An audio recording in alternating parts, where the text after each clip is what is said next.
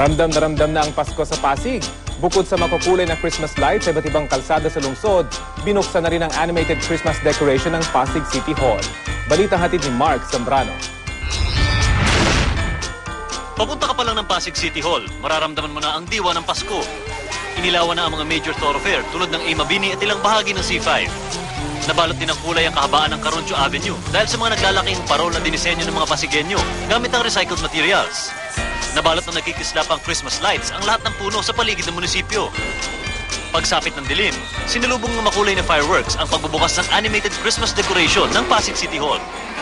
Inabangan ng lahat ang makulay at masayang mga karakter sa animated Christmas display. 15 minutong eksena sa gubat at pati sa syudad ang bumida sa display na layong magturo ng pagpapahalaga sa kalikasan. Ang mga karakter tulad ni Shrek, Santa Claus at Angry Birds, gumagalaw at nagsasalita. May waterfalls pa. Tutunan mo nung nanood ka. Wag po natin sisirain yung kalikasan.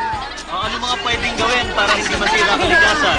Wag pong puputol ng puno. Wag magsunod ng mga plastic para hindi masira yung kalikasan. Mark Zambrano, GMA News.